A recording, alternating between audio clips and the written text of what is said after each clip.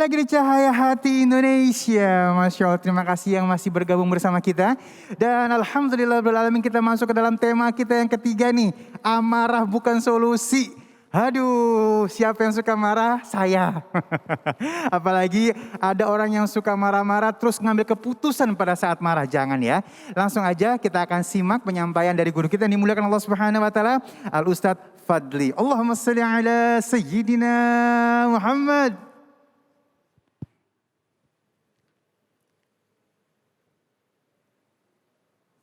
Assalamualaikum warahmatullahi wabarakatuh. Waalaikumsalam warahmatullahi wabarakatuh. Bismillahirrahmanirrahim. Alhamdulillahi rabbil alamin. Wassalatu wassalamu ala ashrafil anbiya'i wal mursalin.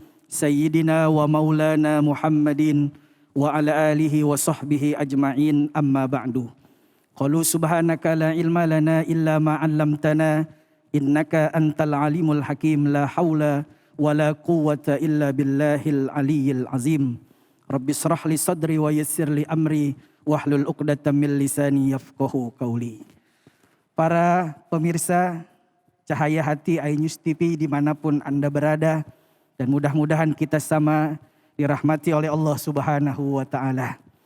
Puji dan syukur kehadirat Allah Subhanahu wa taala senantiasa kita panjatkan. Salawat dan salam keharibaan junjungan kita Nabi besar Muhammad sallallahu alaihi wasallam, yang mudah-mudahan kita semua nanti pada hari kiamat akan mendapatkan syafaah pertolongan dari baginda Rasulullah sallallahu alaihi wasallam.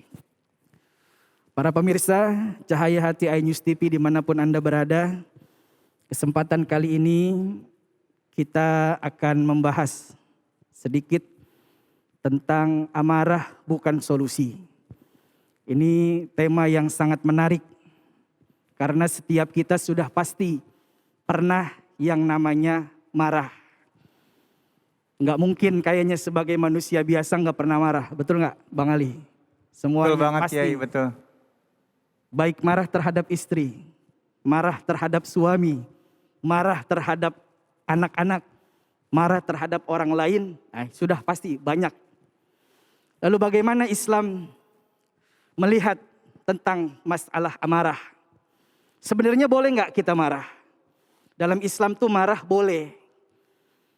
Asalkan kita marah bukan pribadi kita yang dihina.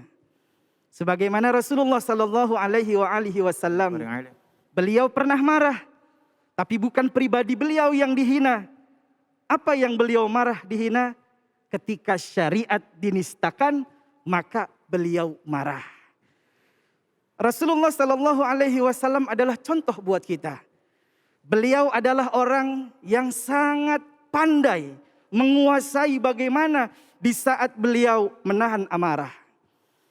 Kita bisa melihat bagaimana sejarah ketika baginda Rasulullah Sallallahu Alaihi Wasallam, ketika beliau dilempari oleh kotoran unta. Ketika beliau disakiti oleh orang-orang Quraisy, Rasulullah disakiti. Apakah Rasulullah tidak marah? Sekali lagi saya katakan, kalau Rasulullah pribadinya yang disakiti, maka Rasulullah Shallallahu Alaihi Wasallam beliau tidak marah. Tapi ketika agama dihina, agama dinistakan, maka Rasulullah Shallallahu Alaihi Wasallam tidak tinggal diam. Ketika ada orang yang mencaci maki Rasulullah, apakah Rasulullah marah? Tidak. Kenapa? Karena pribadinya yang dihina, pribadinya yang diremehkan oleh orang, maka Rasulullah Sallallahu Alaihi Wasallam tidak marah. Mungkin berbeda dengan kita. Kalau kita mungkin Bang Ali, ya, kita kesinggung sedikit, langsung marah, langsung tidak bertegur sapa. Kalau sehari 2 hari, ini masih mending Bang Ali. Tapi kalau sampai berbulan-bulan, bahkan bertahun-tahun, nah ini yang bukan termasuk daripada ajaran kita, ajaran Islam. Karena ada seorang sahabat pernah meminta wasiat kepada Rasulullah Sallallahu Alaihi Wasallam. Wa an Abi Hurairah radhiyallahu an, dari sahabat Rasulullah Abi Hurairah, anna rajulan qala, ada seorang laki-laki berkata kepada Rasulullah, ausani, sahabat ini meminta nasihat, meminta wasiat kepada Rasulullah. Apa Rasulullah mengatakan? La taghdab faraddada miraran. Jangan marah. Jangan mudah menjadi orang yang marah. Ini kita kadang-kadang sedikit-sedikit marah. Sedikit-sedikit tersinggung. Sedikit-sedikit ngambek sama orang. Itu padahal bukan apa? Bukan daripada ajaran Rasulullah sallallahu alaihi wasallam. Lalu bagaimana Islam melihat tentang masalah amarah dan solusinya? Ketika kita dalam keadaan marah, misalnya kita disakiti oleh orang, dihina, dibuli oleh orang. Yang pertama, Rasulullah sallallahu alaihi wasallam mengajarkan kepada kita, maka hendaklah ketika kita dalam keadaan marah, hendaklah kita duduk. Duduk. Jadi ketika lagi marah itu Bang Ali, duduk. Kemudian setelah duduk, masih marah juga, maka hendaklah kita berwudu. Atau sebaiknya kita meninggalkan daripada amarah tersebut, lebih baik kita tidur daripada kita mengikuti hawa nafsu. Karena marah itu dari hawa nafsu Bang Ali. Hawa nafsu yang diikuti. Maka dalam kitab Nasoihul Ibad dikatakan, Tuba liman kana akluhu amiran wa hawa'u asiran. Beruntunglah orang yang akalnya menjadikan pemimpin dalam dirinya dan hawa nafsunya sebagai tawanan. Dan sebaliknya wawailun liman kana hawahu amiran wa akluhu asiran. Dan sangatlah celaka, rugi orang yang menjadikan hawa nafsunya sebagai imam dalam dirinya dan akal sebagai tawanan dalam dirinya.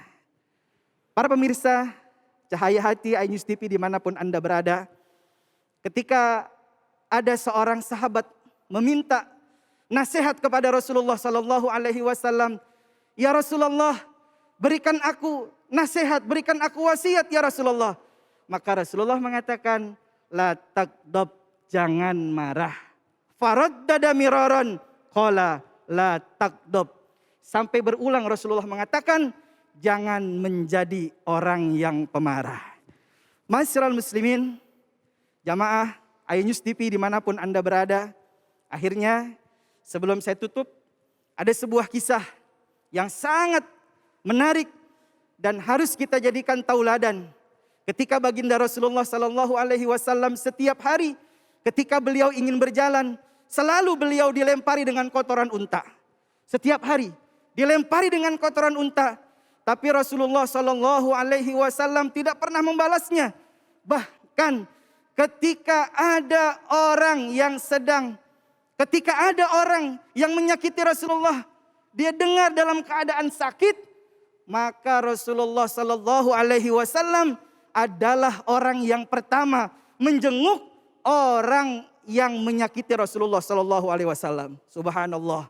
Kira-kira kita bisa nggak seperti itu nih Bang Ali? Masya Allah, belum nyampe ya. Kiai. Kayaknya nggak bisa ya. Kita jangankan ada orang nyakitin kita. Kita ngelihat ada orang yang nggak senang sama kita.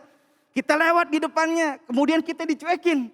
Terus begitu kita dengar dia mendapatkan musibah, kira-kira apa yang kita lakukan? Syukurin. Nah ini, para pemirsa iNews TV yang dirahmati oleh Allah Subhanahu wa Ta'ala.